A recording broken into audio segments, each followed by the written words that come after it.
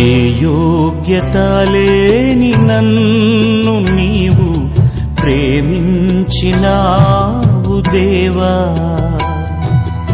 ఏ అర్హత లేని నన్ను నీవు రక్షించినావు ప్రభువా. మంచిది ప్రియా దేవుని బిడ్డలారా, దేవుని పరిశుద్ధ నామములో కూడి వచ్చిన మీ అందరికీ కూడా మన ప్రభువును సర్వలోక రక్షకుడైన యేసుక్రీస్తు యొక్క శ్రేష్టమైన నామము పేరట మీ అందరికీ శుభవందనాలు తెలియచేస్తూ ఉన్నాం. ప్రియులారా, మరి ఈనాటి ధ్యానము నిమిత్తమై ప్రకటన గ్రంథము 11వ అధ్యాయము, ప్రకటన గ్రంథము 11వ అధ్యాయము దయచేసి 1, 2 వచన భాగములను మనం చదువుకుందాం. మరియు ఒకడు చేతి కర్ర వంటి కొలకర్ర నాకిచ్చి, నీవు లేచి దేవుని ఆలయమును బలిపీఠమును కొలత వేసి ఆలయములో పూజించు వారిని కొలత పెట్టుము. ఆలయమునకు వెలుపటి ఆవరణమును కొలత వేయక విడిచిపెట్టుము, అది అన్యులకు ఇవ్వబడెను. దేవునికి స్తోత్రం చెప్పండి, గట్టిగా చెప్పండి, దగ్గరగా హల్లెలూయా. ప్రియులారా, గమనించాలి, ఈ చదువుకున్నటువంటి వచన భాగములో అపోస్తలుడు దైవజనుడైనటువంటి యోహాను మనకు కనిపిస్తాడు. ఈ యోహాను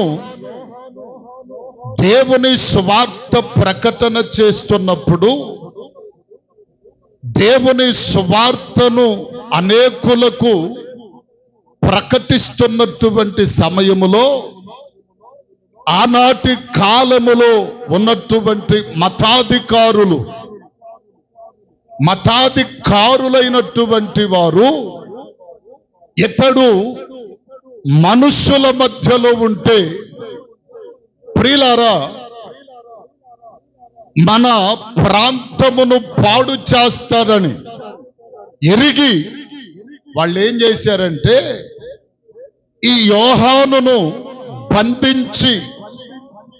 బంధించినటువంటి వ్యక్తిని ఒక చిన్న ద్వీపములో వదిలిపెట్టారు.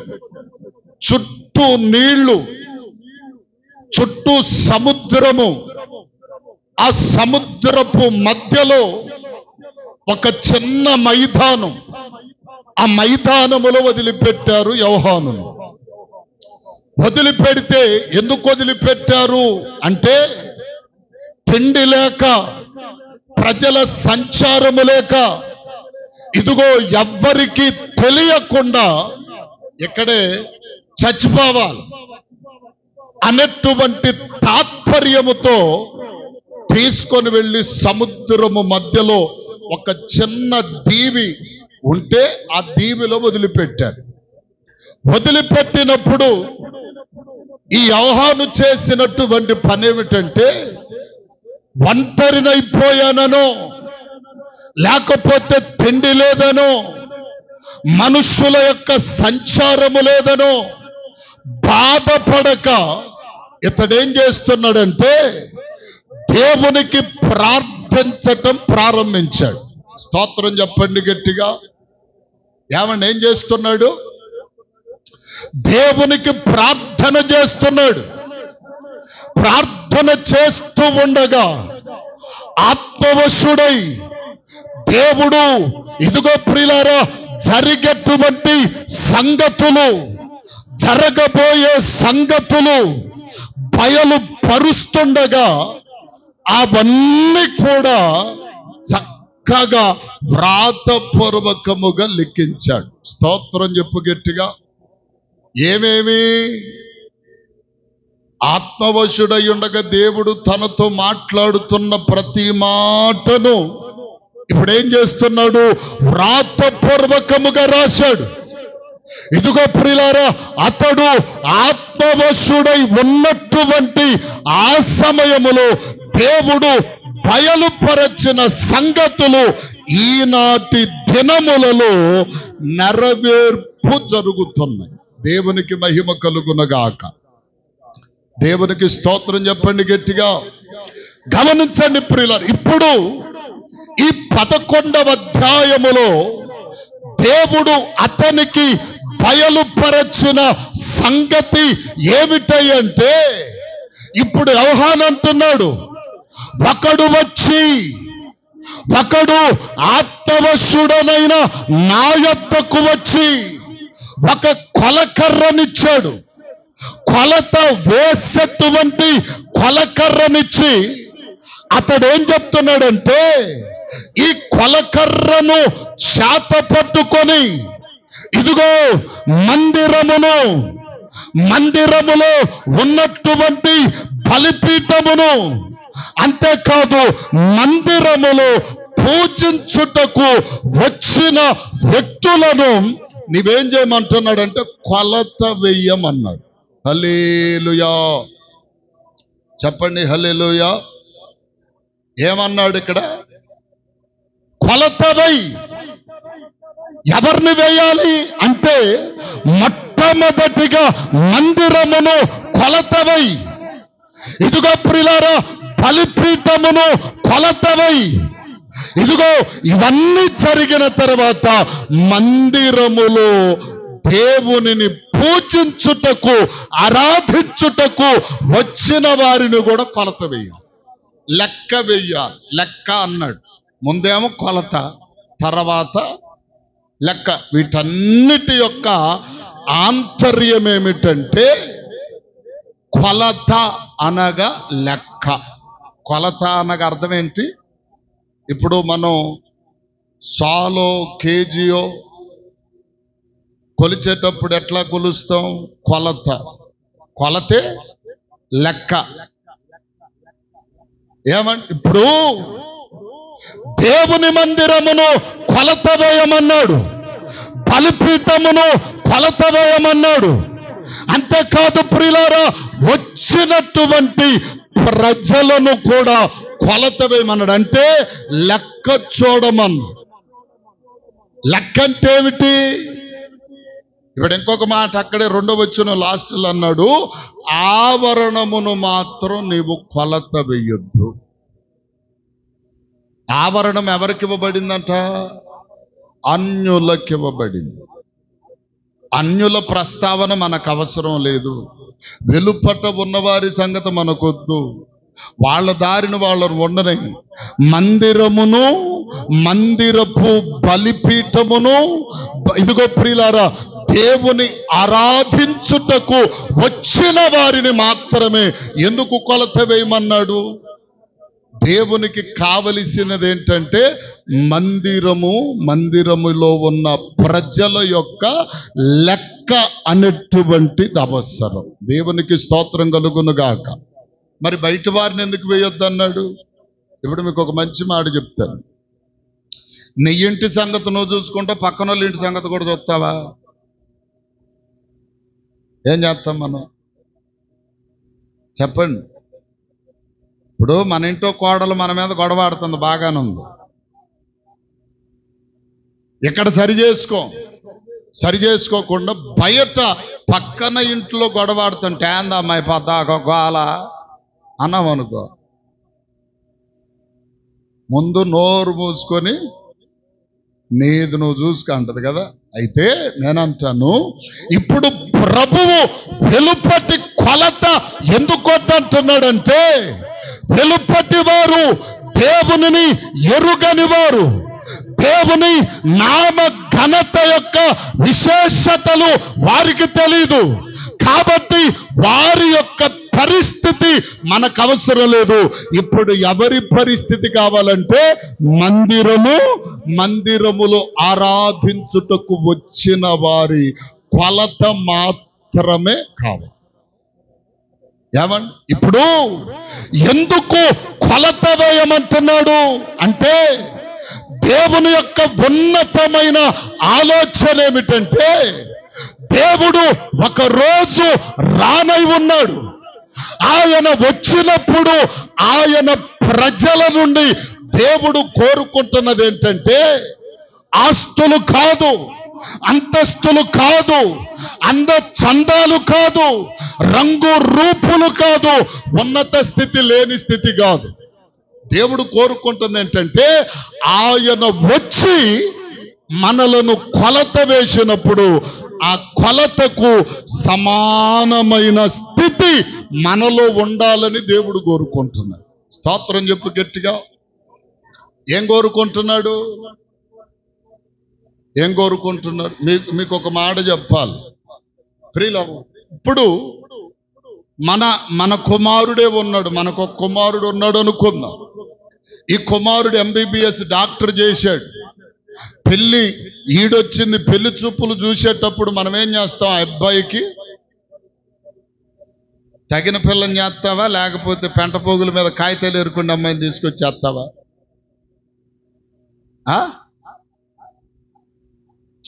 అమ్మాయి కూడా కొద్దో గొప్ప ఈయన డాక్టర్ అయితే ఆమె డాక్టర్ గానే ఉండాలి. ఏదొక డాక్టరు అని పెడితే చాలు.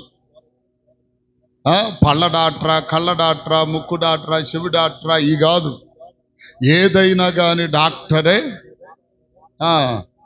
తెనాలిలో ఆయన పేరేందంటే సందీప్ గారు అని ఒక ఆయన డాక్టర్ గారు ఉన్నారు. మంచి వ్యక్తిత్వం కలిగిన డాక్టర్. సరే, ఆయన గారు చేసుకున్న ఆయనకి నా మీద కొద్దిగా పెచ్చే ఏజ్ ఉంటుంది. మనిషి మాత్రం కొద్దిగా కానీ మంచి ప్రేమ కలిగిన వాడు. పేదవాళ్ళను కూడా చాలా శ్రద్ధగా పట్టించుకుంటాడు. సరే, వాళ్ళ ఆవిడ ఎవరంటే ఆమె కూడా చర్మ వ్యాధుల డాక్టరు. ఏమండి, చర్మ వ్యాధుల డాక్టర్. ఓరి నాయనో, డాక్టర్ మాత్రం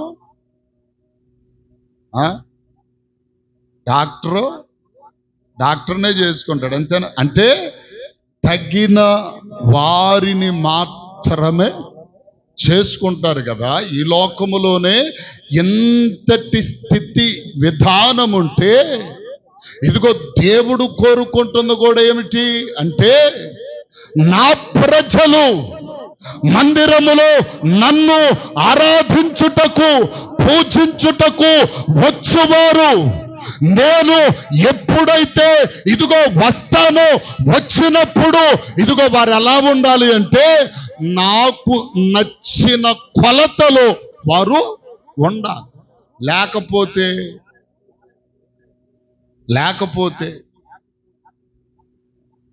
లేకపోతే పరిస్థితి ఏమిటి?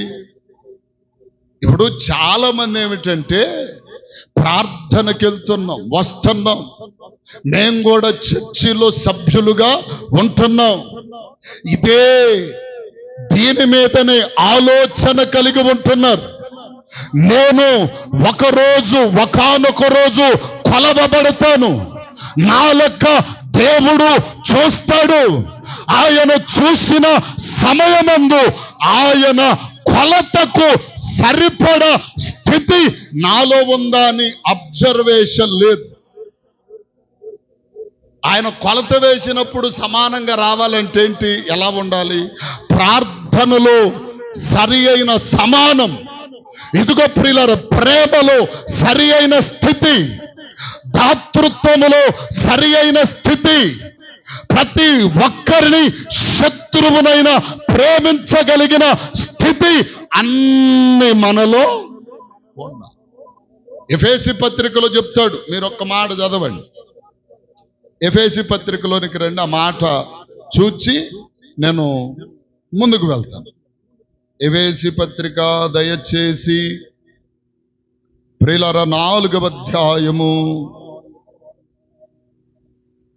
ఏమండి 11వ వచనమును చదవండి. 11, 12. మనమందరము విశ్వాస విషయములోను దేవుని కుమారుని గుర్చిన జ్ఞాన విషయములో ఏకత్వం. ఇక్కడ ఈ మాట విన్నారా? విశ్వాసములోను ఏమండి దేవుని గూర్చిన జ్ఞాన విషయములోను మనమందరం ఎలా ఉండాలంటే ఏకత్వం, ఒక్కటిగా. ఎట్లా ఏకత్వం అంటే ఏంటి? ఏకత్వం అంటే కలిసి ఉండటమే, కరెక్టే. అది కాదు, అక్కడ పాయింట్ ఏంటంటే ఏకత్వము అనగా క్రింద ఇంకొక మాట, ఏకత్వము పొంది సంపూర్ణ పురుషుల మొగువరు కనగా క్రీస్తుకు కలిగిన సంపూర్ణతకు సమానము. ఏకత్వము సమానం, క్రీస్తుకు కలిగిన సంపూర్ణతకు సమానమైన. ఏమండి సమానమైన? సమానం అంటే ఏంటి?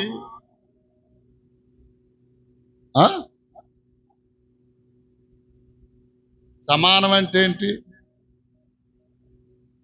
ఇప్పుడు లోకంలో చూస్తున్నాం కదా, భర్త ఉద్యోగం చేస్తున్నాడు, భార్య కూడా ఉద్యోగం చేస్తుంది. నీకంటే నాకేం తక్కువ, ఇదే సమానం అంతేనా? నువ్వు లచ్చి తెస్తానో నేను లచ్చి తెస్తున్నావు ఏంటే నీకు నాకు తేడా అంటారు అనుకు. అది కాదు సమానం అంటే ఏంటి? తిండీడు 33 గిన్నెలు తింటే ఏమో కూడా 33 గిన్నెలు తింటాం కాదు. నువ్వు తిన్నంత నేను తింటా, నువ్వు 10 గుడ్డులు తింటే నేను 10 గుడ్డులు తింటా, నువ్వు కేజీ మాంసం తింటే నేను కేజీ ఇది కాదు సమానత్వం. సమానత్వం ఏంటంటే క్రీస్తుకు కలిగిన సంపూర్ణతకు. సంపూర్ణత అంటే ఏంటి? సంపూర్ణత అంటే ఏంటి? మీకు ఒక మాట చెప్తా, సంపూర్ణ మీకు అర్థం కావడానికి. ఇవాళ ఏదైనా చికెనో మటనో చేపలో తెచ్చుకొని భోజనం వండే సమయంలో భోజనం వండాం, కూర సగం ఉడికిచ్చి సగం అట్లాగే ఉంచేసేసి వచ్చేసాం. అది సంపూర్ణతేనా? పూర్తి చేయడం సంపూర్ణత. ఏదైనా పూర్తి చేయటం. బట్టలే ఉతుకుతున్నాం అనుకోండి, బట్టలన్నీ శుభ్రంగా ఉతికి ఆరేయటం, అది సంపూర్ణత. ఒక పని చెప్పామనుకోండి, ఆ పని సంపూర్తి చేయడం సంపూర్ణత. అసంపూర్ణత అంటే ఏంటి? సగం చేసి సగం చెయ్యకపోవటం అసంపూర్ణత. దేవునికి స్తోత్రం కలుగును గాక. ఇప్పుడు అందుకనే దేవుని వాక్యం అంటుంది, ఏమండి, ఇదిగో మనమట ఏకత్వము పొందాలి. ఏకత్వం అనగా ఆయన ఎలాగైతే ఉన్నాడో, ఆయన ఏ స్థితిలో అయితే ఉన్నాడో ఆ స్థితికి మనము వెళ్ళాలి. అంతేకాదు సమానత్వము అంటే క్రీస్తు ఎలాగైతే ఉన్నాడో అంతటి ఈక్వెల్లోనికి మనం వెళ్ళాలి. ఈక్వెల్ అంటే వాళ్ళిద్దరిని చూస్తే ఒక్కటిగానే ఉన్నారు. అంటే క్రీస్తు సింహాసనము చెంత మనం కూడా చేరినప్పుడు, ఆయన ప్రక్కన కూర్చున్నప్పుడు మనలో కనబడవలసింది, మనలో ఉండవలసింది ఏంటి? సమానత్వం. అప్పుడే ఆయన మనలను ఆయన సింహాసనము మీద కూర్చొని పెడతారు. లేకపోతే ఏమండి, ఇప్పుడు చాలా మంది నాకులాగా తెల్ల బట్టలు వేసేస్తారు, నేనేదో చిన్న యేసు ప్రభువులాగా ఫీల్ అయిపోతారు కదా. అవునా? హల్లెలూయా చెప్పండి, హల్లెలూయా. ఏమండి, ఇప్పుడు అందుకనే సమానత్వం పొందాలి. సమానత్వము పొందాలని దేవుడు కొలత వేస్తుంటే, ఆ కొలతలో మనము సరిపోయేటువంటి పరిస్థితి కనబడుతుందంటే, దేవుడు ఒకవేళ 1 కేజీ రాయి పెట్టి తూచాడు మనల్ని ఒక్కొక్కరిని. చెప్పండి, 1 కేజీ రాయి ఒక పక్క కాటోలో పెట్టి, ఈ కేజీకి నువ్వు సరిపడా తోగాల బిడ్డ అన్నాడు అనుకుంది. ప్రభా, నేను 50 గ్రాములు తగ్గానయ్యా. ఏం తగ్గా? తీసి పక్కనే ఎత్తాడంతే. ఆయన కేజీ పెట్టాడా, కేజీ దోగాల. అర కేజీ పెట్టాడు, అర కేజీ దోగాల. పావు కేజీ పెట్టాడా, పావు కేజీకి సమానముగా మనం తోగాల. తోగకపోతే దేవుడు ఏం చేస్తాడంటే తీసి పక్కన పడవేస్తాడు. ఇప్పుడు మనలను ఎలా కొలత వేస్తాడో చూడగలిగితే చూడండి. ఇదిగో ప్రియులారా, దానియేలు పుస్తకములోనికి రండి. దానియేలు పుస్తకము ప్రియులారా 5వ అధ్యాయము 26వ వచనము చదవండి. తెకేల్ అనగా ఆయన నిన్ను త్రాచులో తోచగా నీవు తక్కువగా కనబడ్డావు.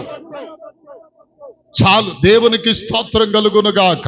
ఇప్పుడు దేవుడు బెల్షాజరు అనబడినటువంటి రాజును త్రాచులో తూచాడట.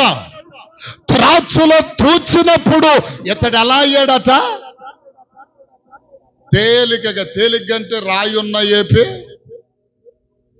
చెప్పండి అమ్మా, రాయున్న ఏపీ తూగుతాది కదా. దేవుడు ఒక కొలత పెట్టాడు. దేవుని ప్రజలను తూచడానికి, దేవుని ప్రజలను కొలత వేయడానికి ఒక కొలత, ఒక పరిమాణమును దేవుడు పెడితే ఆ పరిమాణమునకు మనం సరిపోవడల్లా. అందుకని దేవుడు అంటాడు, బెల్షాజరు, నేను నిన్ను త్రాచులో తూచగా నీవు తేలికగా అగపడితివి. అంటే నువ్వు రాజువే, నాడలు మిద్దెలున్నాయి, సింహాసనం మీద కూర్చుంటున్నావు, అనేక మంది పనివారున్నారు, నువ్వు చెప్పిందల్లా చేస్తారు. కానీ దేవుడు నిన్ను తూచినప్పుడు దేవుని దృష్టిలో తక్కువైపోయాడు. హల్లెలూయా. ఎందుకు తక్కువయ్యాడో ఏమండి? ఇప్పుడు నేను నాకు బాగా ఇష్టమైన మాట ఏమిటంటే, నేను ఎక్కడికి వెళ్ళిన ఈ మాట నిస్సందేహంగా చెప్పే మాట ఇది. ఈరోజు క్రైస్తవ ప్రపంచములో నిజంగా, అంటే నేను ఇట్లా చెప్తున్నాను, తర్వాత అది కూడా చెప్తాను. నిస్సందేహంగా చెప్పాలి అంటే, మనల్ని దేవుడు తూచినప్పుడు ఎంతమంది సమానంగా తోగగలుగుతాం మనం అంటే, మన సంఘమే కాదు, ప్రపంచ క్రైస్తవ్యం అంతా కూడా. ఏమండి, ఎక్కడ చూసినా స్వార్థాలు, ఎక్కడ చూసినా విభేదాలు. పాస్టర్కి పడదు, విశ్వాసులకి పడదు, పక్క వాళ్ళకి పడదు. మళ్ళా నేను క్రైస్తవుండి, నీ ముఖం. ఏమండి, మరి ఈ ప్రకారంగా ఎవరైనా వెళ్తారా? ఎవరైనా త్రాచులో తూచినప్పుడు తూగుతారా? ఏమండి చెప్పండి, ఎవరైనా తూగుతారు? ఇప్పుడు దేవుడు మన లెక్కను ఎందుకు చూస్తాడు? ఆయన త్రాచులో తూచినప్పుడు మనం ఎందుకు తేలికగా అగపడుతున్నామంటే, మొట్టమొదటిగా చూడండి, మత్తయి సువార్త, మత్తయి వ్రాసిన సువార్త 12:36 చదవండి. 12వ అధ్యాయం 36 వచనం.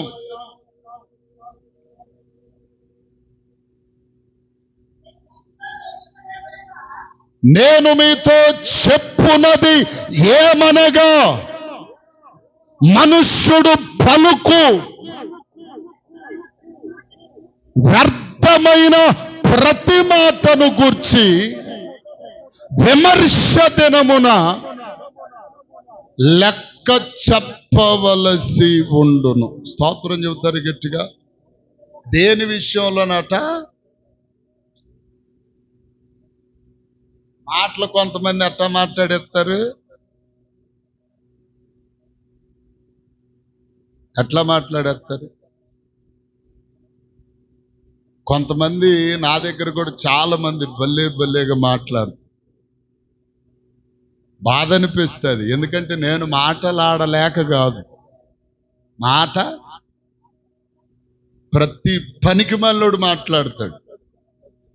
నిజంగా ఎంత బాధ అనిపిస్తుంది అంటే, నేను నోరు తెరిస్తే నా నోరు కిలోమీటర్ వినపడుతుంది, నా గొంతు అంత శబ్దము కలిగినది. ఏమండి, కాకపోతే ప్రభుని బట్టి అన్ని చంపుకొని, ఏమండి, పనికి మాలోడి దగ్గర కూడా దిగజారిపోయి ఎన్ని మాటలు మాట్లాడినా ప్రభుకే స్తోత్రం అనుకొని, ఏమండి, ఒకడు భయంకరంగా దుర్భాషలాడేశాడు. అమ్మను తిట్టాడు, నా భార్యను తిట్టాడు, ఏమండి, ఇష్టం వచ్చినట్టు తిట్టాడు. ఏం మాట్లాడితే మనం మాట్లాడితే మళ్ళా అంటాడు, ఏమని, నువ్వు ఒక పాస్టర్వా? ప్రతి పనికి మాలినోడికి ఇది ఒకటి అయిపోయింది. చూడండి, ఇప్పుడు మనుష్యుడు పలికెటువంటి ప్రతి మాటకు ఒకరోజు లెక్క చెప్పాలి. దేని విషయంలో? ఏముందలే, నోటికే కదా వస్తుంది, మాటే కదా మాట్లాడుతుంది, ఇష్టం వచ్చినట్లుగా ఇదిగో విరివిగా మాట్లాడొచ్చు అనుకోని ప్రియులారా, అద్దు ఆపు లేకుండా తెగబడి మాట్లాడతారు కొంతమంది. అర్థం కావట్లా? ఏమండి, అదుపు లేకుండా మాట్లాడు. కానీ దేవుని వాక్యం అంటది, నీవు మాట్లాడుతున్న ప్రతి మాటకు ఒకరోజు లెక్క చెప్పాలి. లెక్క చెప్పవా? నేను చెప్పను అంటావు అనుకో, నీలిగావనుకో, ముఖం మీద ముఖం బగిలిందా గుద్దుతాడు దేవుడు. దేవునికి స్తోత్రం. అర్థమవుతుందా? ఈరోజు చిన్న పెద్ద తేడా లేకుండా, మంచి మర్యాద తేడా లేకుండా ప్రతి ఒక్కరిని ఇదిగో ప్రియులారా, వారు ఎవరైనా సరే ఎన్నో మాటలు సునాయాసనంగా మాట్లాడేస్తారు. సునాయాసనంగా చెప్పరేమండి, సునాయాసనంగా. కొంతమంది అయితే సెటైర్లు కూడా వేస్తారు. ఏమండి, ఎట్టాగంటే అట్ట.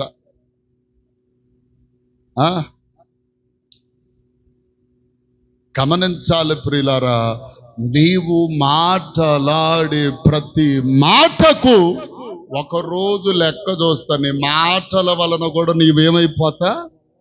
తేలిక. ప్రజల్లోనే సగం నాశనం అయిపోద్ది. అర్థం కావట్లే? కొంతమంది మాట్లాడేటప్పుడు అనుకుంటారు, ఈ సైతాన్ రా, నోరు మూసుకొని ఉంటే పోద్ది, లేకపోతే వీడొక్క సన్నాసిరా, వీడితో మాట్లాడకుండా ఉండటమే మంచిది అనుకుండే ఆ ఆలోచన ప్రజల్లోనే సగం శాతం వచ్చేస్తుంది.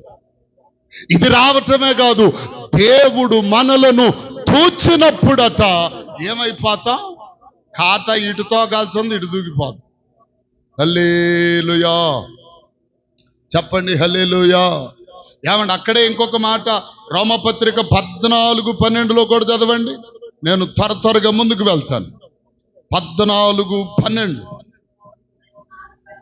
ప్రతి నాలుకయు దేవుని స్తుతించును అని ప్రభు చెప్పుచున్నాడు, అది అని వ్రాయబడి ఉన్నది గనుక మీలో మనలో ప్రతివాడు తన్ను గూర్చి దేవునికి లెక్క చెప్పాలి. నాలుక తొందరపాటు పడిందా? ఏమండి, నాలుగు తొందరపడుతుందా? దీని విషయము కూడా నువ్వేం చేయాలి? లెక్క చెప్పాలి, జాగ్రత్త అన్నాడు. హల్లెలూయా. లెక్క చెప్పాలి. ఏమండి, అలాగే ఇంకొక విషయంలో మనం చూస్తే, ముందుగా మన లెక్క ఎందుకు దేవుడు చూస్తాడు? త్రాచులో తోచగా ఎందుకు మనం తేలికగా అయిపోతున్నామంటే, మన మాటలను బట్టి. చెప్పరే, ఏమండి, మన మన మాటలను బట్టి.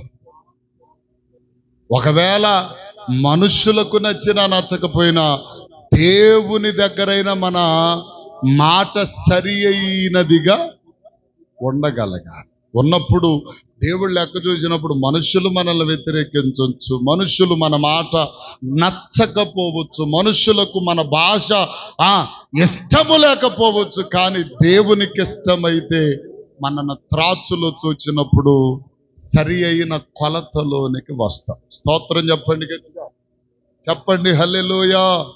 ఎందుకు చూస్తాడు లెక్క అంటే మొట్టమొదటిగా మన నోటి మాటను బట్టి కొలత వేస్తాడు. ఎవరిని కొలత వేసేది అసలు ఎవరిని? ఎంతకే రోడ్డు పోయే వాళ్ళని కాదు, మందిరంలో ఉన్న వారిని, మందిరములో ఉన్న వారిని మాత్రమే. ఎందుకనో అంటే నీవు దేవుని బిడ్డవు గనుక నోరు అదుపులో పెట్టుకొని చెప్పాలి, మాటలాడాలి. దేవునికి స్తోత్రం కలుగునుగా. రెండవదిగా చూడండి, రెండవదిగా దేవుడు ఎందుకు లెక్క చూస్తాడు అంటే చూడండి, దానియేలు పుస్తకం 5వ అధ్యాయం 23వ వచనం. దానియేలు పుస్తకం 5:23. బెల్షాజరు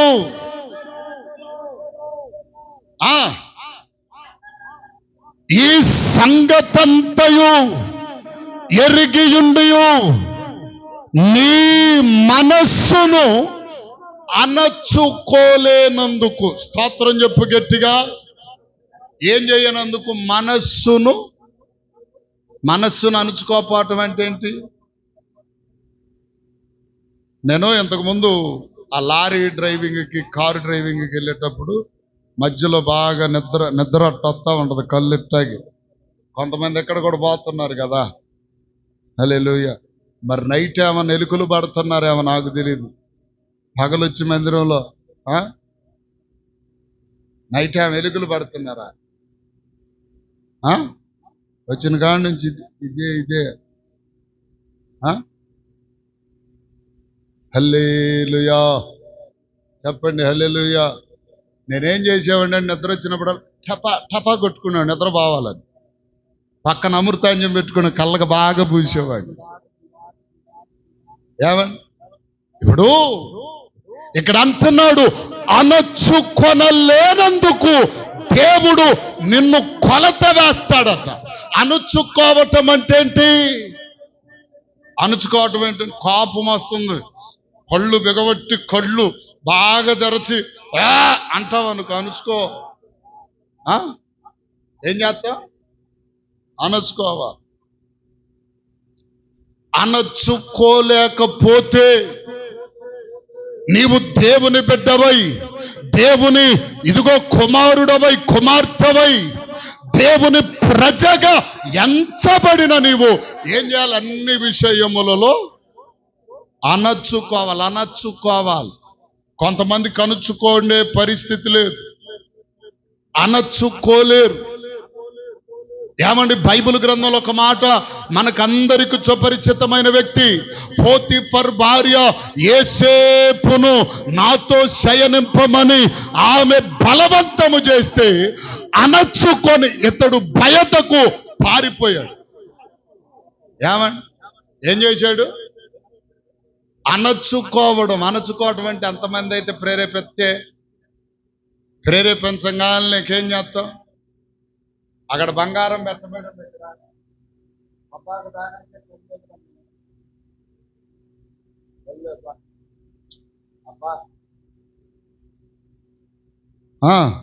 మనసులో రే దుబ్బే అంటుంటది మనసు.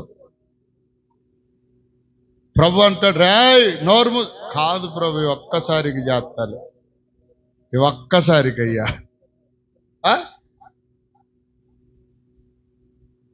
చూడండి ప్రియులారా, దొంగ బుద్ధిని అణచుకోలేరు, పాపపు స్థితిని అణచుకోలేరు.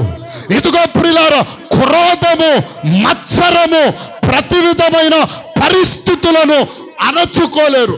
ఎప్పుడు చూసినా చూడు, దేవునికి స్తోత్రం, అణచుకోలేని తనం. నిన్ను నీవు అణుచుకోకపోతే దేవుడే అనుస్తాడు. దేవునికి స్తోత్రం. హల్లెలూయా. హల్లెలూయా. దేవుడు అనచాలనుకుంటే ఎంతోసేపు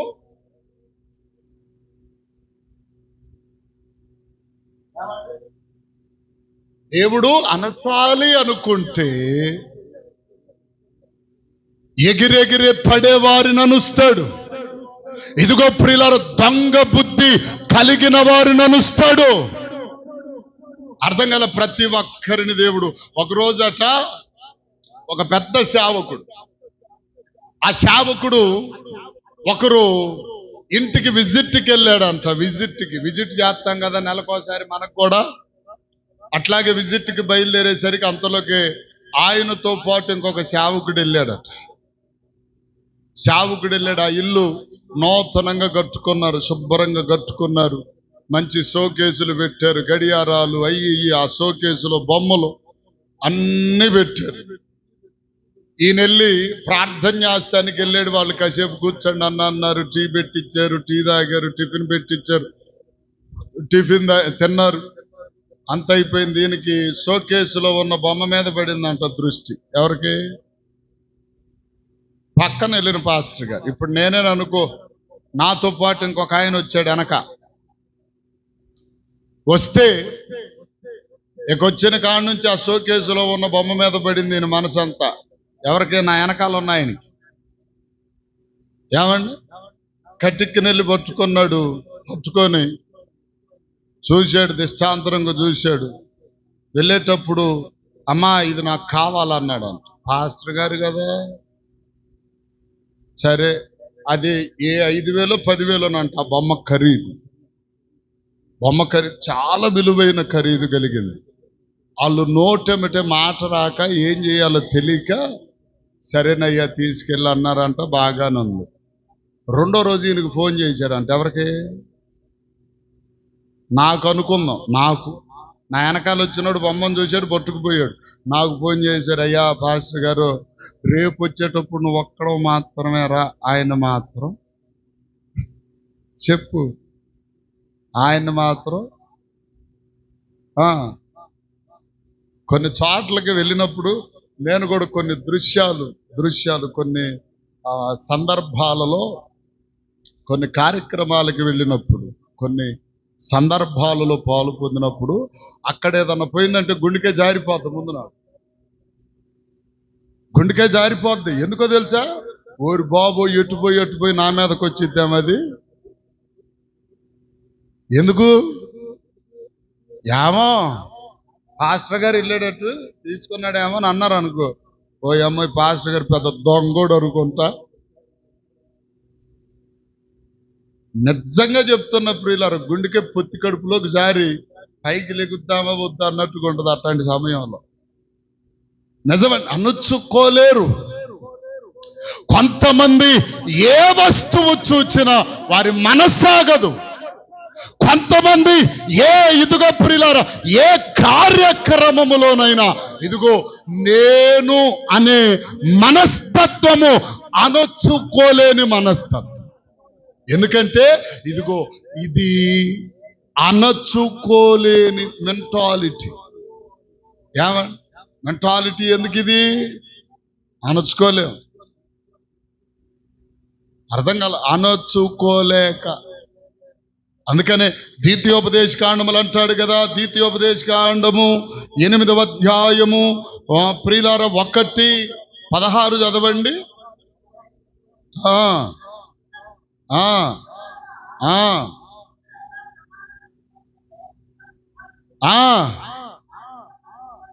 స్వాధీనపరచుకొనున్నట్లు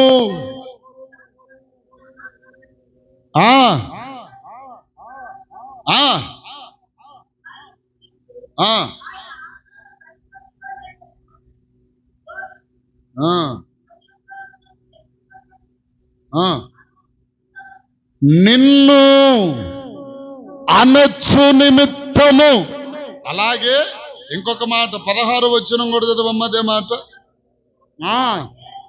మేలు చేయవలెనని నిన్ను అనొచ్చుటకు శోధించుటకును నీ పితరులు ఎరగని మన్నాతో అరణ్యమున నిన్ను పోషించా. దేవుడు ఏం చేస్తాడు? నీకు అసలు అణుచుకోవటం చేత కాలేదా? నువ్వు అనర్చబడటం లేదా? ఇప్పుడు ఎక్కడన్నా మీటింగ్స్కి వెళ్తాం అనుకోండి, సభలకు వెళ్తాం. అక్కడ కొంతమంది ఉద్దేశం ఏంటో తెలుసా? ఆ సభలో ఏదన్నా పాటకో ప్రార్థనకో వాక్యాన్ని దేనికైనా సమయం ఇచ్చినప్పుడు కొంతమంది అక్కడ మనం చెప్పరే వీళ్ళందరికంటే మనం పెద్దగా గొప్పగా కనబడాలి అనుకుంటాం. అంటే అక్కడే ఫెయిల్ అయిపోతారు. అట్లా అనుకుండే ప్రతివాడు చెప్పండి అక్కడే ఫెయిల్ అయిపోతారు. ఏమండి? అట్లా అనుకోకుండా ఏమండి మామూలుగా ఉంటే ఒక్కొక్క వాక్యం చెప్తుంటే నేనైతే భలే చెప్పుదురు అనుకుంటే నిన్ను నువ్వేమనుకుంటున్నా? అనర్చుకోవటంలా హెచ్చించుకుంటున్నావు. అందుకని దేవుడు ఏం చేస్తాడంటే నీకు అనర్చుకోవటం చేత కాలేదు అనుకో, దేవుడు ఏం చేస్తాడంటే ఆయన నిన్ను ఎలా అనర్చాలో చెప్పరే ఆయనకి తెలుసు. ఆయనకి తెలుసు ఎట్లా నువ్వు అనగటల్లా, నువ్వు అనర్చుకోవటల్లా. ఇదిగో ప్రియులారా, ప్రతి విధమైనటువంటి విషయములలో నీవు అనర్చబడటం లేదు కాబట్టి దేవుడే ఆ విషయాన్ని పూనుకొని ఏం చేస్తాడంటే నిన్ను చక్కగా రోలింగ్ కింద పడ్డ ఎనపడబ్బా అణిగిపోయి ఎట్టాగైతే అనుపుగా అయిపోద్దో అలాగు ప్రభువు మనలను అనుస్తాడు. ఎలాగైనా అనొచ్చు. అర్థం కావట్లా? ఎలాగైనా అనొచ్చవచ్చు. కాబట్టి మనం ముందుగా అనచ్చబడే వారిగా ఉండాలి. అనొచ్చుకోకుండా ఉంటే మనల్ని మనమే అర్థం కాల. నేనే పాటలు బాగా పాడుతా, వాక్యం బాగా చెబుతా, వాక్యం బాగా చదువుతా. కొన్ని సంఘాలు ఇదే దౌర్భాగ్యం. దేవునికి స్తోత్రం.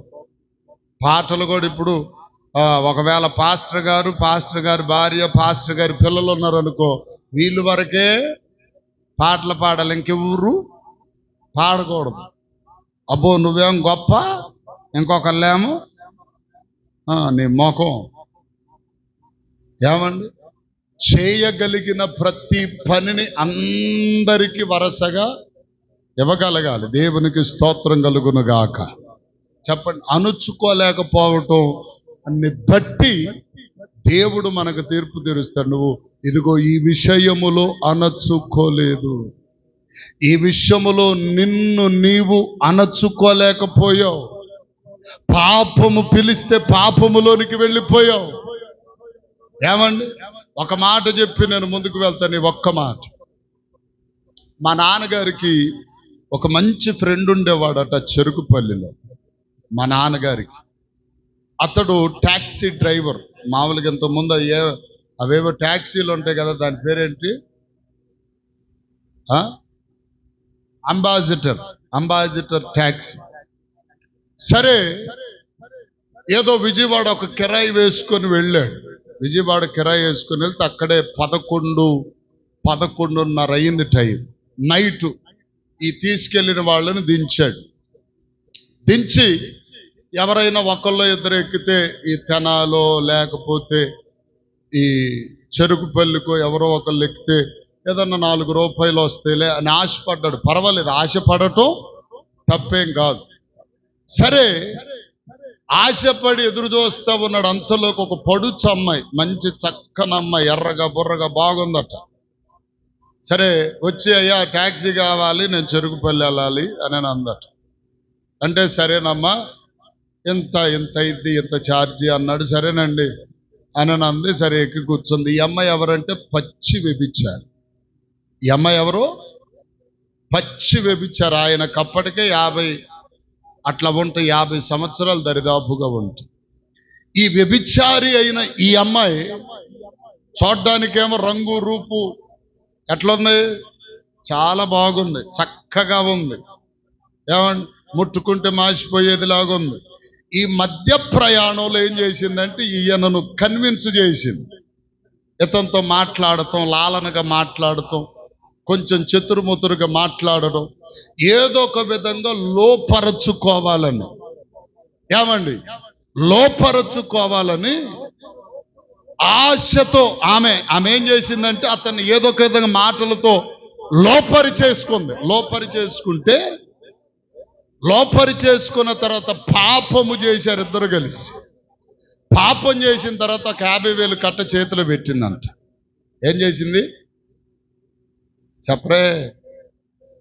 50,000 కట్ట. అమ్మా నువ్వు నాకు 4 ఏలో 3 ఏలో కదా మాట్లాడుకుంది, 50,000 ఇస్తున్నావు ఏంటంటే నీకు ఒక విషయం చెప్పలేదు, నాకు HIV ఉంది, బాగు చేయించుకో అందంట.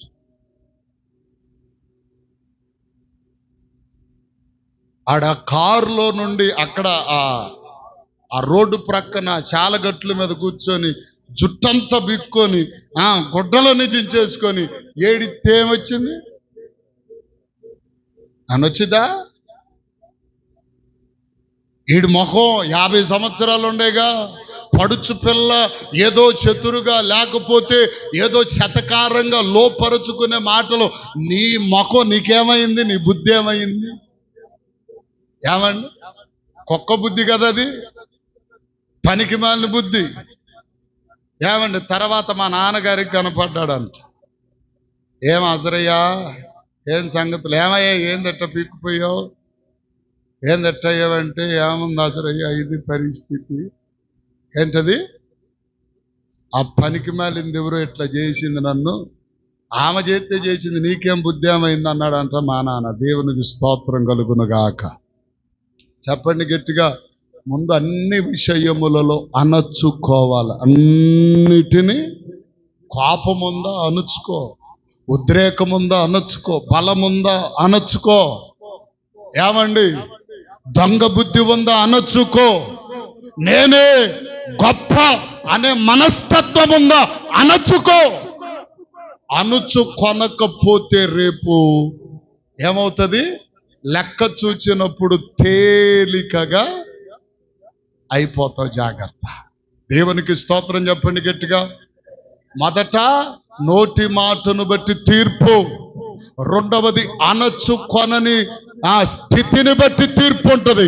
మూడవది కదే చూడండి, దానియేలు పుస్తకంలో 5:23 చూడండి. 5:23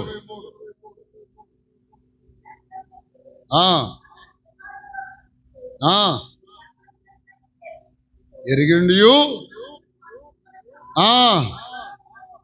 పరలోకమందున్న ప్రభువు మీద నిన్ను నీవే హెచ్చించుకుంటున్నాడట. ఏం చేస్తున్నాడు? దేవుని కంటే నన్ను నేనే హెచ్చించుకున్నాను అనుకో. కొంతమంది చాలా విషయాలలో తమ్మును తామే హెచ్చించుకుంటారు. మాకంటే ఇక ఎవ్వరు లేరు అన్నట్టు హెచ్చించుకుంటున్నాడు. ఈ బెలిషాజరు ఎందుకు హెచ్చించుకుంటున్నాడు? దేవుని మందిరములో ఉపకరణములను తన తండ్రి అయిన నెబుకద్నెజరు మందిరములో ఉపకరణములన్నిటినీ సిద్ధపరచి దేవుని గూర్చిన జ్ఞానమెరిగి దేవునితో ఎలాగు ఉండాలో సమస్తాన్ని ఎరిగి చనిపోతే ఈ నెబుకద్నెజరు కుమారుడైనటువంటి బెలిషాజరు ఏం చేశాడు తెలుసా? కొంతమంది అధిపతులను పిలిచి ఆ రాజ్యములు కూర్చుండబెట్టి దేవాలయములో ఉన్నటువంటి పాత్రలు, వెండి బంగారపు పాత్రలు, ఎత్తడి పాత్రలు తెప్పిస్తూ ఉండగా ఎందుకయ్యా నాబోటాడు అడిగాడు అనుకో. నేను రాజునే అన్నాడు. సరే అయ్యా, ఈ దేవుని అయ్యా, పరిశుద్ధ మందిరంలో అయ్యా అన్నాడు అనుకో. అనంగానే ఎత్తడు అంటాడు, దేవుని కంటే నేను ఎక్కువ, నాకే ఎదురు చెబుతావా అని చెప్పి దీర్ఘాలు తీశాడు. దేవునికి స్తోత్రం. దీర్ఘాలను మధ్యలోనే కోసేశాడు ప్రభు. యేసు రక్తమే జయం కలుగును గాక. చెప్పండి హల్లెలూయా. ఏమండి, తన్ను తాను హెచ్చించుకున్నాడు. హెచ్చించుకున్నటువంటి సమయమున దేవుడు మాట్లాడుతేమంటున్నాడంటే, నిన్ను నీవు హెచ్చించుకుంటున్నా. కొంతమంది హెచ్చింపు ఎలా ఉంటుందో తెలుసా? మా తాతలు నేతిలు తాగారు, మా మూతులు వాసన చూడు ఏమవుతుంది, కాశీ గబ్బు తప్ప ఏముండదు. హల్లెలూయా. ఏముంటది మీ మూతి వాసన?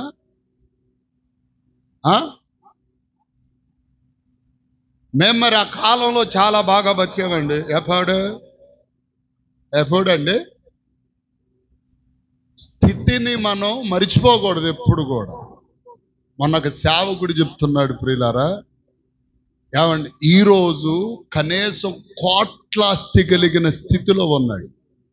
ఆ సేవకుడు చెప్తున్నాడు, నేను ఒకప్పుడు ఒంటి మీద వేసుకోవటానికి సరి అయిన బట్టలు చిరిగిపోయిన, ఆయన ఎవరిదో కాదు, ఆ పాల్యాంగ్చో గారో ఎవరో మరి వేరే దేశంలో, ఆయన చినిగిన బట్టలు, నిక్కర్లు, ఏమండి అన్ని చినిగిపోయిన బట్టలు ఒకే జతతో ఏమండి చాలా సంవత్సరాలు బ్రతికాడంట. కుక్కలు తినే భోజనం, పందులు తినే భోజనం, రోడ్లమ్మటే చెత్త కాగితాల మీద ఉన్న ఏమండి అయ్యి పడవేసిన తిండి తిని బతికినటువంటి వ్యక్తిని ఒకరోజు దేవుడు దర్శిస్తే, దేవుడు దర్శించినది మొదలుకొని సువార్త ప్రకటన ప్రారంభించాడు. ఒక దేశమునంతటిని కదిలించాడంట. ఈరోజు ఆ దేశములో కనీసం ఎన్నో లక్షల మంది సంఘం కలిగిన వ్యక్తి అంట ఆయన. ప్రపంచంలోనే అంతటి సంఘం ఎవరికి కూడా లేదంట. ఈరోజు నేను ఇలా ఉన్నానంటే ఒకప్పుడు చెప్పరే, ఒకప్పుడు నేను ఇలా బ్రతికాను. ఇప్పుడు దేవుడు నన్ను ఈరోజు వేసుకున్నది వేసుకొనకుండా బట్టలు ఇచ్చాడు. ఒకప్పుడు చినిగిపోయిన బట్టలతో తిరిగా, ఒకప్పుడు తినటానికి లేదు, ఈరోజు ఎక్కడికి వెళ్ళిన పంచ పరవాణాలు పెడుతున్నారు అని చెప్పి ఆ సేవకుని సాక్ష్యం చెబితే చాలా ఆశ్చర్యం అనిపించింది. ఈరోజు ఎంతమంది అండి అలా ఉండేది? హెచ్చింపు. ఏదన్నా ఫంక్షన్కి వెళ్తున్నామంటే మంచి శారీ కట్టుకోవాలి, మంచి వస్త్రాలు వేసుకోవాలి, అందరిలో నువ్వు మాత్రం స్పెషల్. ఏమండి, నీ స్పెషల్ పాడైపోను. ఏమండి, ఎక్కడికి వెళ్ళా మనమే మనల్ని చెప్పరే, ఎక్కడికన్నా వెళ్ళినప్పుడు నెగడ తీసుకొని నడతాం. ఏమండి, నిన్ను నీవు హెచ్చించుకోవడం. కొంతమంది మెడబట్టేసిన వాళ్ళ మాదిరిగా నడుస్తారు. ఏమండి, నరాల వీక్నెస్ ఉన్న వాళ్ళ మాదిరిగా నడుస్తారు. అర్థం కాల, ఒకడిది గెట్టబెట్టి నడుస్తాడు. స్టైల్ పాడైపోను. ఏమండి, గమనించండి. అందుకనే నిన్ను నీవు హెచ్చించుకొన వద్దు. దేవునికి స్తోత్రం చెప్పండి గట్టిగా. అదే విధముగా 6 మత్తయి సువార్త 6:1 చదవండి ఒకసారి. 6:1.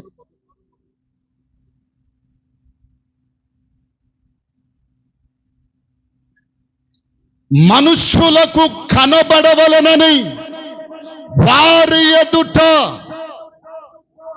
నీ నీతి కార్యములు చేయకుండా జాగ్రత్త పడుడి, లేని ఎడల పరలోకమందున్న మీ తండ్రి యొద్ద మీ ఫలమును ఏం చేస్తారు?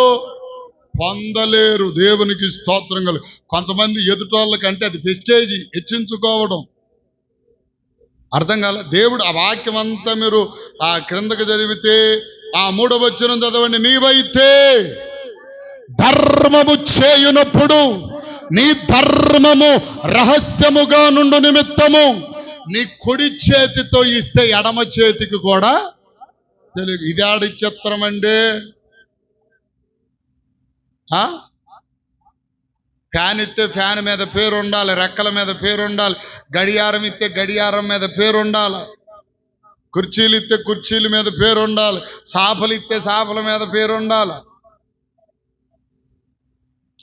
ఏదో పిల్లలకు కానీ చదివింపులు చదివించినట్టుగా అదిగో ఫలానా అని దాని మీద ప్లేట్ మీద కానీ ఏమండి ఇంకా చెప్పరే, ప్లేట్ మీద కానీ బిందె మీద కానీ ఫలాని ఎంకాయమ్మ, ఫలాని పోలేరమ్మ, ఇవన్నీ ఎందుకు చెప్తున్నానంటే పేర్లు ఇలాగ పెట్టి ఇవ్వటం అంటే గుర్తింపు కోసమే. అంటే హెచ్చింపు, అబ్బో పర్లేదురా పర్లేదురా అనుకోవడానికి.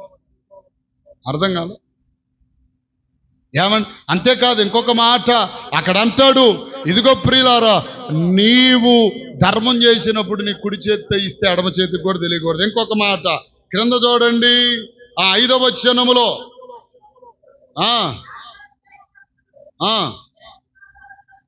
వేషధారుల వలె ఉండొద్దు, మనుషులకు కనబడవలనని దీర్ఘ ప్రార్థనలు చేయొద్దు.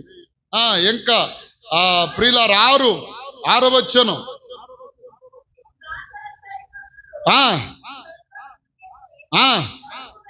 తలుపు వేసి రహస్యమందున్న నీ తండ్రికి ప్రార్థన చేయాలి. సీక్రెట్గా చెయ్యి. సీక్రెట్గా అంటే అందరికి వినబడుతుందా లేదా? అందరికంటే మా ఆయన వినాలి ముందు, నేను ఎంత ప్రార్థన పుర్రాలనో అని. ఏమండి చాలా మంది అలా అంటే హెచ్చింపు జీవితం. హెచ్చించుకుంటే ఇదిగో నిన్ను నీవు హెచ్చించుకున్నావని యేసునామములో నువ్వు తగ్గించబడిపోతావు. అందుకని హెచ్చించుకున్నావా నీ జీవితంలో నిన్ను లెక్క చూస్తాడట దేవుడు. దేవునికి స్తోత్రం చెప్పండి. ఇప్పుడు మాటలను బట్టి లెక్క చూస్తే తక్కువైపోయావు. ఏమండి రెండవదిగా అణచుకొనలేని స్థితిని బట్టి తక్కువైపోయావు. మూడవదిగా ఏమని నిన్ను నీ వెచ్చించుకొనుటను బట్టి తక్కువైపోయావు. ఎప్పటికప్పుడు దైవ ప్రజలకు ప్రభు నేర్పుతున్న పాఠాలు. ఎందుకంటే మనలో ఏ విధమైన అదిరిపాటుతనం వచ్చినా సరే దాన్ని ఏం చేసుకోవాలి? అణచుకోవాలి. మనసులో గర్వం వచ్చిన అణుచుకోవాలి. ఏమండి క్రోధం వచ్చిన అణుచుకోవాలి. అర్థం కావట్లేదు. పాపపు స్వభావం వచ్చిన అణుచుకోవాలి. ఏది వచ్చినా సరే మనల్ని మీకు అణుచుకోవటం అంటే చెప్తా, ఒక మాట చెప్తాను. నేను నిజంగా తిండి విషయంలో బాగా ఇంట్రెస్ట్, బాగా తినేవాడిని. 7 దాకా తినేవాడిని, బాగా తినేవాడిని. గ్యాస్ బాగా పొట్టెంతలో 125 కేజీలు ఉన్న దేవునికి స్తోత్రం. ఏమండి ఆకలి కొంచెం వెళితే దానికి అది అరిగిందనుక ఇంకొకటి ఏదో ఒకటి తినేవాడిని. అన్నీ ఏమండి బాగా ఇబ్బంది. గుండెకి ఎగదట్టి గ్యాస్ చచ్చేటట్టు ఎప్పుడు చంపేస్తుందో తెలియట్లే. నోరు గట్టేసుకున్నా. ఇప్పుడు నోరు ఏం చేశాను? మనసు అనుచుకున్నా. ప్రతిదాని మీదకు మనసు వెళ్ళనివ్వట్లా. స్వీట్ అంటే తెగ తినేవాడిని. ఏమండి నీసు పదార్థాలంటే తెగ తినేవాడిని. అన్నిటి మీద మనసు కంట్రోల్ పెట్టుకున్నా. ఏమండి ఫంక్షన్లకు పిలిచినా భోజనం చేయ అంటే అయ్యా వందనా టీ తాగండి అయ్యా అన్నారు. ఇదే మౌనంగా నేనేమి చెప్పరే. కనీసం పొద్దున ఒక 10 ఊరులు తిరిగా. పొద్దున్నే లేచి 10 ఊరులు తిరిగా. వెళ్ళిన ప్రతిసారి అయ్యా టీ తాగి టీ లేదు, నా బొంద లేదు, నేను తాగట్లేదు అంట. ఎందుకని మనస్సు అణుచుకోలేకపోతే ప్రాబ్లం ఎవరికి? ఆ? అక్కడ బిర్యానీ, ఇక్కడ చేపల కూర, ఇక్కడ మటన్ బిర్యానీ, ఇక్కడ చికెన్ బిర్యానీ, రొయ్య బిర్యానీ, ఏది పెడితే అది శుభ్రంగా ఇరం లేకుండా కొట్టావు ఒక కొన్నాళ్ళు. కొట్టడం అదేం చేస్తుంది? మనకే ఎఫెక్ట్ కొడుతుంది. అందుకని నోరు మూసుకొని ఏమండి మనసు అణుచుకున్న దేవునికి స్తోత్రం కలుగును గాక. చెప్పండి హల్లెలూయా. ఏమండి మనసు అణుచుకోవాలి, హెచ్చింపు కాకూడదు. 4వదికి ఒక్క మాట చెప్పి ముగిస్తాను చూడండి. 4వదిగా అక్కడే దానియేలు పుస్తకం ఏమండి 5:23 చూడండి ఒక్కసారి. 5:23 కింద చదువు అక్కయ్య. నిన్నే ఇందాకడేం చదువుకున్నాం? అణచుకోలేకపోయి హెచ్చించుకుంటువి. ఎట్లనగా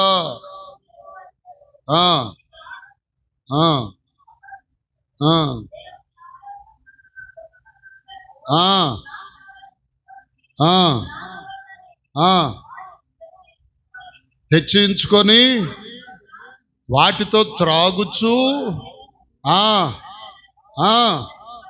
గ్రహింపనైనను చాతకాని వెండి బంగారపు మట్టి ఎత్తడి ఇనుము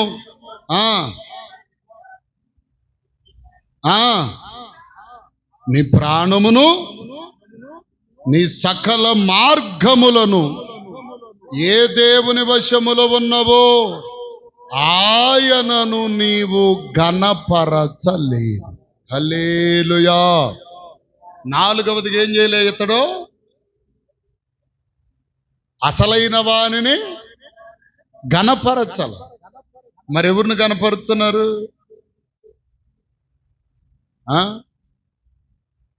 చెప్పరే. ఎవరిని కనపరుస్తున్నారు?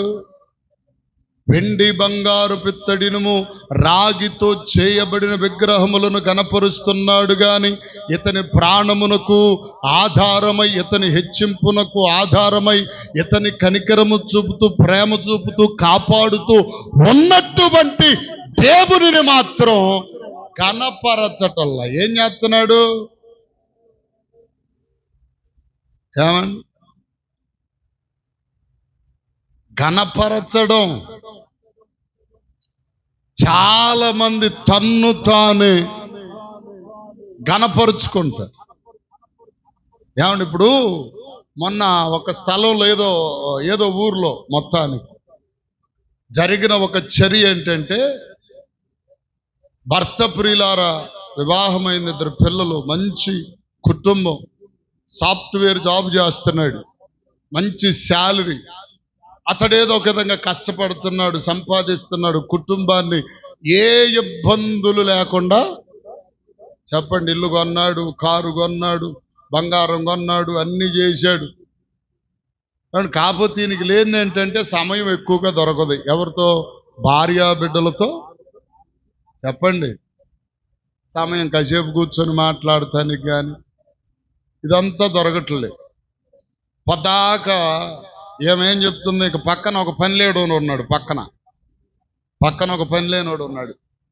ఆ పల్లెడోడు ఏం చేస్తున్నాడంటే పొద్దున్నే లెగుతున్నాడు, ఏమండి పిల్లలతో భార్యతో కాసేపు చక్కగా కూర్చుంటున్నాడు, మాట్లాడుతున్నాడు, అన్ని చేస్తున్నాడు. వారానికి ఒక సినిమాకి తీసుకెళ్తున్నాడట, మధ్యలో పార్కులకు తీసుకెళ్తున్నాడు. ఏమండి ఏది కావాలంటే అది తెచ్చి పెడుతున్నాడు. సరే ఇవన్నీ చూసి ఏం పొద్దాక రోజు వచ్చిన కాడి నుంచి ఈయన మీద గొడవ వేసుకొని ఏం చేస్తుంది? ఆ పక్కింటోడు చూడు పొద్దున్నే లేచి భార్య పిల్లలతో కాసేపు కూర్చుంటున్నాడు, వారానికి ఒక సినిమాకి తీసుకెళ్తున్నాడు, పార్కులకు తీసుకెళ్తున్నాడు, బయటికి తీసుకెళ్ళి భోజనాలు కూడా బయటే తింటారంట కొన్నిసార్లు. ఇవన్నీ రోజుకు ఒక దానితో ఎత్తి పొడుస్తూ ఉంది. రోజుకి మీకు అర్థమైంది అనుకుంటాను. ఇప్పుడు ఇతడు తెచ్చిపెట్టే దానిలో మొత్తం అనుభవిస్తూ వేరొకరిని పొగుడుతూ ఉంటే ఈయనకేమైంది? ఇప్పుడు కాలింది, ఈపి చర్రన కాలింది. ఈ సురుకు తట్టుకోలేక ఏం చేశాడు? అట్లేసాడంట. శుభ్రంగా అట్లేసాడు. నేను మీకోసం కదా కష్టపడుతున్నా, మీరు బాగుండాలని, మీరు సుఖపడాలని, మీరు కష్టపడకూడదని రేయింబగళ్ళు నిద్ర లేకుండా ఇష్టం వచ్చినట్లుగా నేను ఈ రకం కష్టపడతా ఉంటే, వాడివుడు ఏది తెచ్చిపెట్టాడని నేను నీకు తెచ్చిపెట్టలేదని నా మీద పొద్దుగూకు లీరవచేందని ముఖం పగిలిందా కొట్టాడు. మంచిగా కందిరేగలు కొట్టి వాసినట్టుగా ముఖమంతా వాసింది. దేవుని స్తోత్రం. అట్లాగే ఇప్పుడు బెలిషాజరు కూడా ఏం చేస్తున్నాడు? సమస్తమునకు ఆధారమైన దేవుని కనపరచటల్లా. మరి ఎవరిని కనపరుస్తున్నాడు? అవసరమైతే తన్ను తానే కనపరుచుకున్నాడు, లేకపోతే పాత బొమ్మలను కనపరుస్తున్నాడు. దేవునికి ఇప్పుడు ఏమైంది? కోపం వచ్చింది. రే ఆయన్ని మూట కట్టి త్రాసులు అయ్యండి అన్నాడు. యేసు రక్తమే జయం. అర్థం కాల? మూట కట్టి త్రాచులు అయ్యండి అన్నారు. త్రాచులు అయ్యేస్తే తేలికైపోయాయి. వీడెందుకు పనికిరాడు, వీడు నోటి మాట సరిలేదు, ఇదిగో ప్రియులారా, వీడిని వీడే హెచ్చించుకుంటాడు, వీడిని వీడే ఘనపరచుకుంటాడు. ఎతన్ని అన్ని విషయాల్లో ఎతడే గొప్పని పెద్ద ఫీల్ అయిపోతాడు. కాబట్టి ఎతన్ని తీసి తొంగల దొక్కండి అన్నట్టుగా తీసి పక్కన వేసాడు దేవుడు. యేసు రక్తమే జయం కలుగును గాక. ఇప్పుడు వచ్చి గోడ మీద దేవుడు ఒక రాత, ఒక చేతిని పంపించాడు. సక రాసేశాడు. ఆ దేశములో ఉన్న మాంత్రికులు, గనులు, భాషలు, అనేక భాషలు వచ్చిన గారడి విద్య కలిగిన వారందరిని పిలిచాడు. ఎవ్వడికి అర్థం కాల భాష. అంతలోకి ఒకడు వచ్చి చెప్పాడు, అయ్యా దానియేలు అనే ఒకడు ఉన్నాడు, అతడు మంచి ప్రార్థన పరుడు, దేవునితో మాట్లాడాడు, దేవదూతల జ్ఞానం కలిగిన వాడయ్యా అని చెప్పేసరికి పిలవండిరా అన్నాడు. 3 రోజులు టైం అడిగాడు. 3 రోజులు టైం అడిగితే సరేని ఇచ్చాడు. ప్రార్థన చేశాడు. తన స్నేహితులు తీసుకొని ప్రార్థన చేయటం ప్రారంభించాడు. దేవుడు మాట్లాడాడు.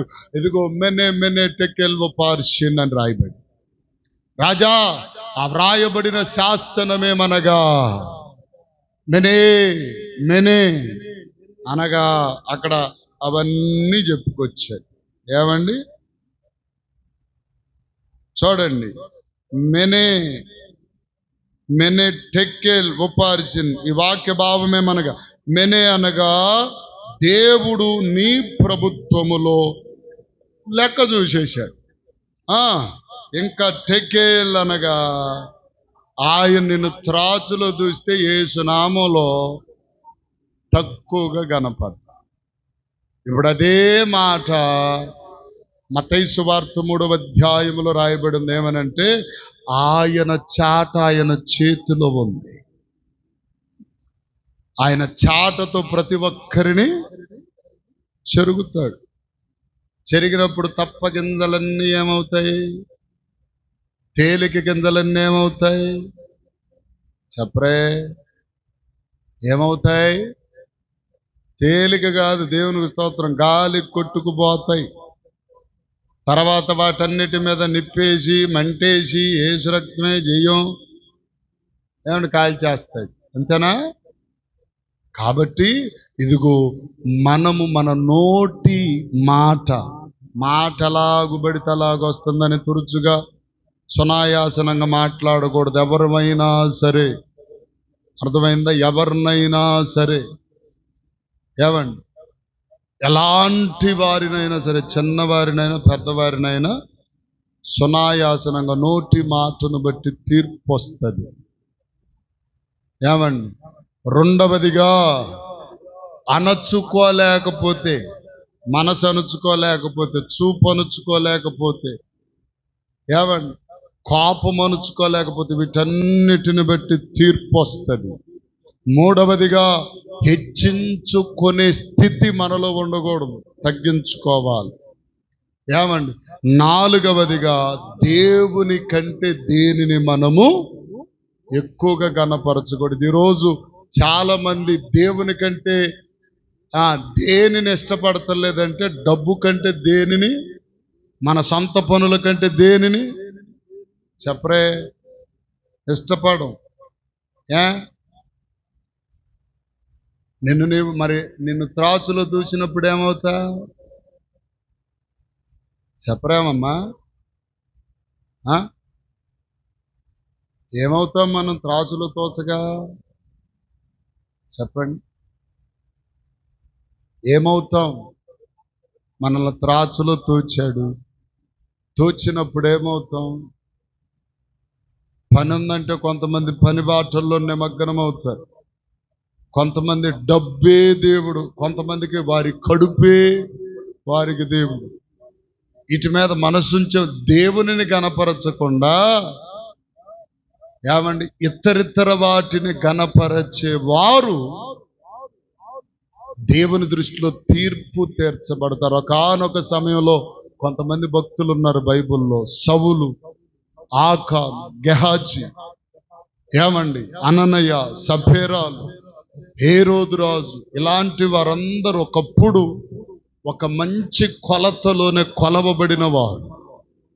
కానీ పరిస్థితులు వారిని ఏం చేశాయి? మార్చేశాయి. ఈరోజు మార్పు చెందకుండా ఉన్నామా? చెప్పరే, మార్పు చెందకుండా ఉన్నామా? ఆదివారం మా చుట్టాలోళ్ళు బంతి పెట్టుకున్నారండి. ఇవాళ ఆదివారం మా చుట్టాలోళ్ళ ఇళ్ళల్లో పెళ్ళిళ్ళు ఉన్నాయండి. ఇవాళ ఆదివారం పొలం పని చేయించాలండి. రేపు చేసుకోకూడదా? ఒకరోజుకి ఏమన్నా నాశనం అయిపోద్దా? ఏమండి ప్రతిదీ ఆ రోజు అంటే దేవుని కంటే నీకు అన్ని ఎక్కువే. దేవుడు మాత్రం చెప్పండి, దేవుని గణపరచవలసినటువంటి నీవు దేవుని గణపరచకుండా ఏం చేస్తున్నా? చెప్పరే, ఏమండి గమనించాలి ప్రియులారా, మనము ఒక పరిపూర్ణతమైన కొలత మనలో రావాలని ప్రభు కోరుకుంటున్నాడు. అందుకనే పేతురు పత్రికలు అంటాడు, మొదటి పేతురు పత్రిక 3:21 అనుకుంటా, యేసు ప్రభు క్రీస్తు శ్రమపడి బాధపడి మాట చదవమ్మా. అమ్మ అది కాదు, పేతురు మొదటి పేతురేనా? మొదటి పేతురు 3:21 అమ్మా, 2:21. క్రీస్తు కూడా మీ కొరకు బాధపడి మీరు ఆయన అడుగు జాడల యందు నడుచుకొనున్నట్లు మీకు మాదిరి ఉంచిపోయాడంట. ఇలా నడవండి, ఇలా బ్రతకండి, ఇలా మాట్లాడండి. యేసు ప్రభు చూపిన మాదిరి మనం ఎలా చూపిస్తున్నామండి? చూపిస్తున్నావా? ఇప్పుడు ఇస్కరియోతు యోధ, లేకపోతే పేతురు తన్నాడు ముందే ఎరిగి, పేతురు రేపు కోడి కూసే వేళకు నువ్వు 3 బొంకుతావయ్యా అని చెప్పాడు. ప్రభా నేను అసలు అట్లాంటి పరిస్థితే రాదు అన్నా. సరే బాగుంది.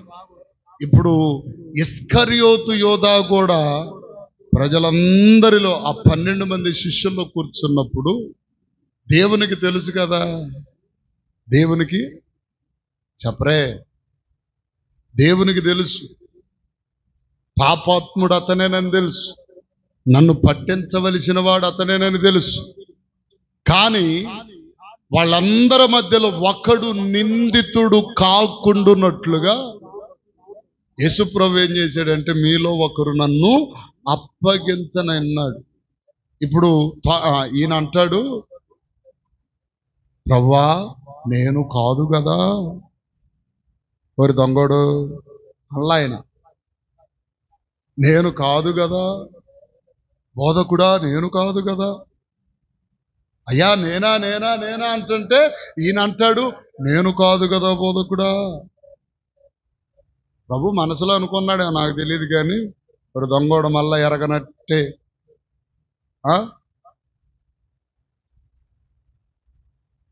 స్తోత్రం కలుగునుగాక.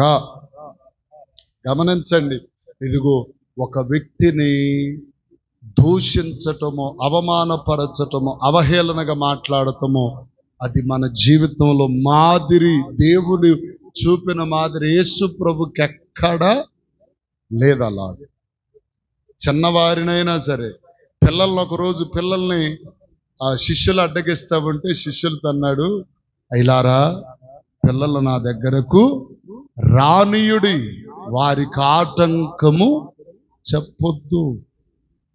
పిల్లలను కూడా దగ్గరికి రానిచ్చాడు ప్రభు. కొంతమంది పిల్లలు కుక్క గసిరినట్టే గసురుతారు. దేవునికి స్తోత్రం. అర్థం కాల. అన్ని విషయములలో మాదిరి మనం ఎలా ఉండాలి. ఏమండి, ఇంకొక మాట, తల్లి విషయములో మాదిరి. అర్థం కావట్లా. తల్లిని సిలువేసేటప్పుడు యేసు ప్రభుకి యాకోబుకి అతని సహోదరునికి అప్పగించి, అయ్యా ఇదిగో నీ తల్లి, జాగ్రత్త, అమ్మను జాగ్రత్తగా చూసుకో, విడిచిపెట్టొద్దు. మాదిరి. ఈరోజు తల్లిదండ్రులను ఏం చేస్తున్నా చెప్పరే, కుక్కకేసే బొచ్చులేసి ఇచ్చిందంట కోడలో. కుక్కకేసే బొచ్చులో అన్నం వేసి ఇచ్చిందంట అత్తకి.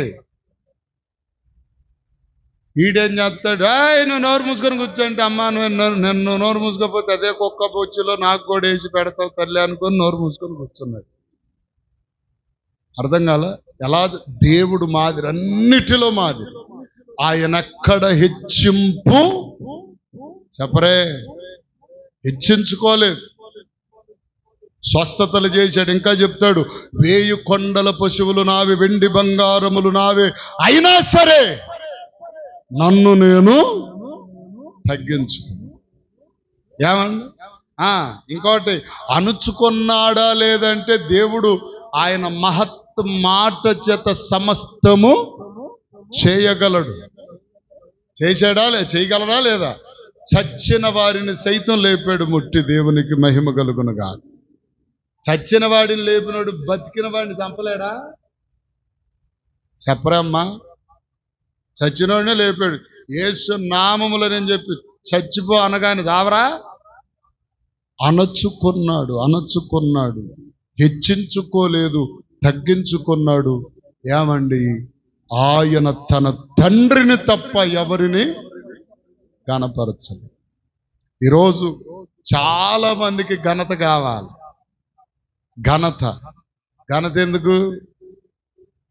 ఘనత రేపు పరలోకానికి వెళ్ళేటప్పుడు నెత్తిన మూట పెట్టుకుని పోతాం కదా.